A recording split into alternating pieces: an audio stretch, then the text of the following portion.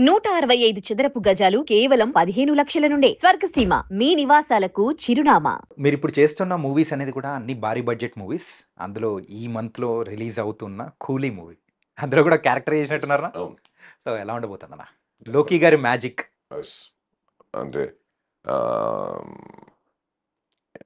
ఎలా చెప్పాలి అంటే, ఒక ఫుల్ ఫామ్‌లో ఉండే ఒక అగ్రెసివ్ బ్యాట్స్‌మన్ హ్మ్. ఫామ్‌లో ఉన్నప్పుడు యాహ్! ఎలా మనందరి కళ్ళు ఉంటుందో, ప్రస్తుతానికి as it is Lokesh Kanagaraj గారి మీద కూడా అందరూ మొత్తం ఇండియన్ ప్రపంచ సినిమా వ్యూవర్స్ అందరూ చూస్తున్నారు. హ్మ్.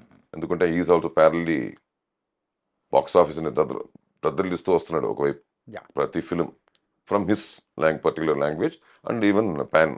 దీనికొచ్చేసరికి ఇట్స్ యాజ్ శివ యాంకరింగ్ చేస్తూ చెప్పినట్టు మొన్న దీంట్లో ఆడియో లాంచ్‌లో పాన్ ఇండియా కనిపిస్తోంది అన్నాడు. హ్మ్.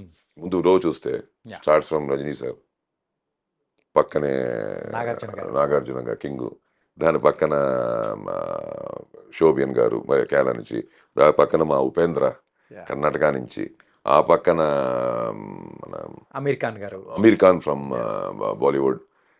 ఇలాగూ if you see it's pan Indian film. Right. What he said was right. Pan Indian film అంటే పాన్ ఇండియా కనిపిస్తోంది అన్నాడు. అలాగూ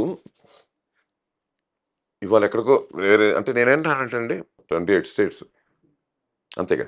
యాహ్! మన ఎంతసేపు ముంబై, మనం నార్త్ అనేసరికి ముంబై ఒకటి లెక్కేసుకుంటూ ఉంటాం.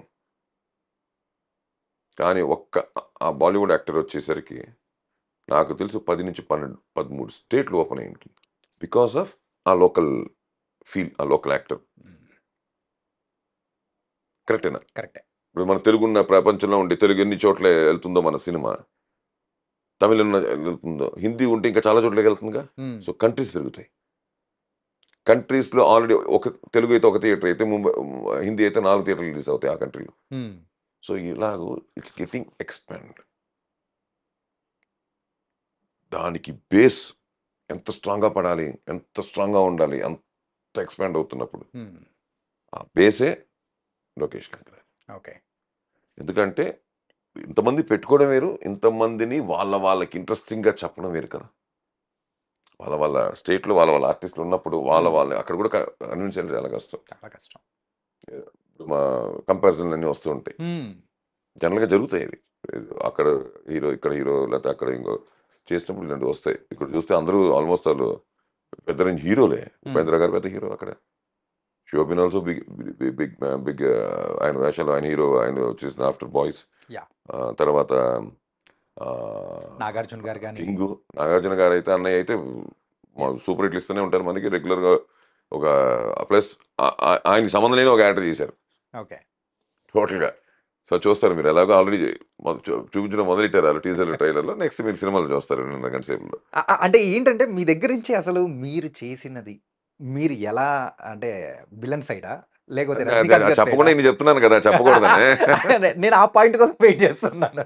అంత ఈజీ చెప్పేస్తా, చెప్పకూడదని ఇన్ని చెప్తున్నాను పాయింట్లు. కానీ బయట కూలీ గురించే చెప్తున్నాను, ఎక్కడి బాగా దాటలేదు నేను. కూలీ గురించి ఇంట్రెస్టింగ్ పాయింట్స్ అని చెప్తున్నాను. యాహ్!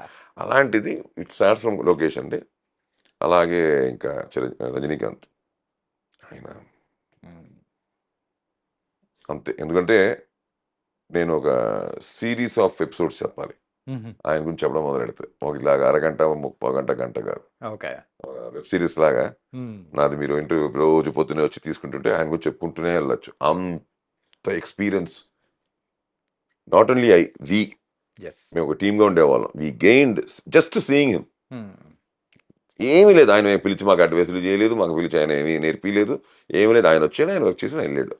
దాంట్లోనే నేను యాజ్ అన్ యాక్టర్ ఒక 100 పాయింట్లు నేర్చుకున్నా. యాక్టర్గా మాత్రమే ఇలా నేను చేసిన తక్కువ వర్క్లు, ఆయనతో ఉండే స్క్రీన్ ప్లేస్ తక్కువే. అలాంటిది ఆయన దగ్గర ఉన్నంత వరకు ఏదో నేర్పిస్తూనే ఉన్నాడు వితౌట్ టెలింగ్ అస్. నేర్చుకోండి అని చెప్పకుండా ఆయన చేస్తల్లోనే మాకు నేర్పించాడు. అర్థమైపోతుంది. నాకైతే నేర్పించింది, నాకైతే అర్థమైంది చాలా. ఒక యాక్టర్ ఎలా బిహేవ్, ఎలా ఉండాలి, అసలు ఏంటి.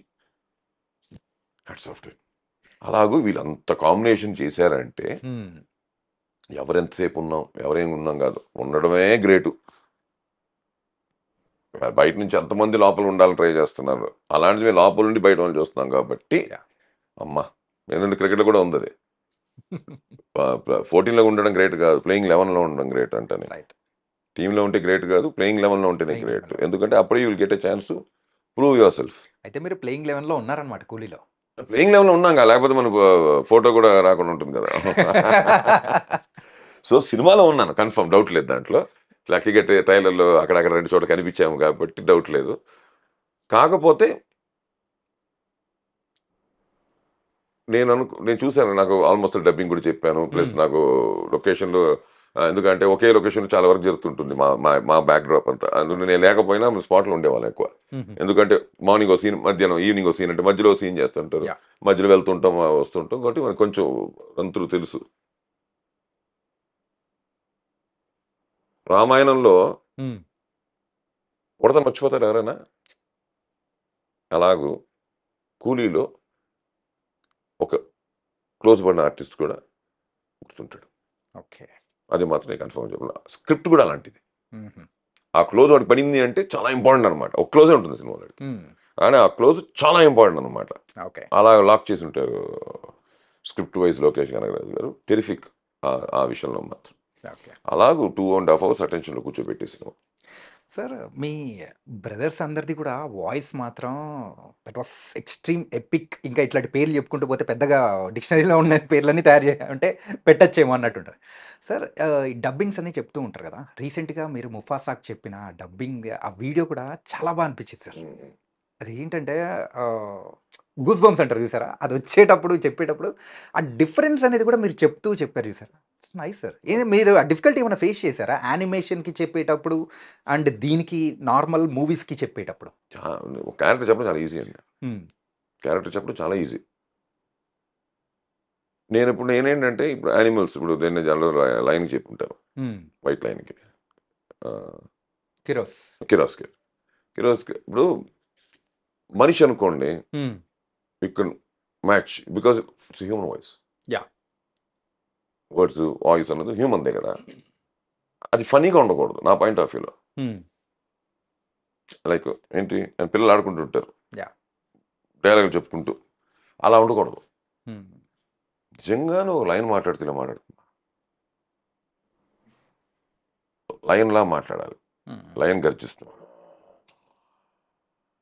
ఇక్కడ కనిపించేదంతా నాదే,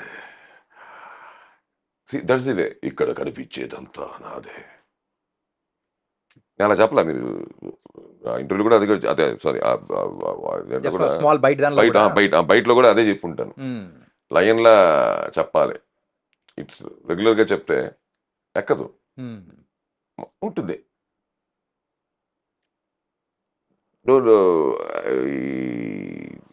యానిమేషన్ ఫిల్మ్స్ ఉంటాయి, అవి కూడా ఈజీ చెప్పాడు. యానిమేటెడ్ వీళ్ళు లైవ్, సీజీలో లైవ్ లైన్ చేశారు వీళ్ళు, ఏదో కార్టూన్ లైన్ చేయలేదు కదా. కార్టూన్ లైన్ చేస్తే మనం మామూలు రెగ్యులర్ ఎలా చెప్పినా ఎక్కేస్తుంది. లైన్ మన టీవీలో వస్తుంటాయి చిన్నపిల్లలు, వస్తుంటాయి, అలా చెప్పేయచ్చు. నేను వస్తాను, మీ అందరూ ఆ చెట్టు కింద రండి, ఎనసింహం చెప్పింది అంటారు, అలా చెప్పేయచ్చు. ఇక్కడ అలా కాదు కదా, they are showing the original lion ని వాళ్ళు ఒరిజినల్ క్యాప్చర్ చేసి దాన్ని సీజీ చేసి దాన్ని మళ్ళీ అది మాట్లాడినట్టు దానికి లిప్ మూమెంట్ లాగి అన్ని చేసి కూర్చోబెట్టినప్పుడు నేను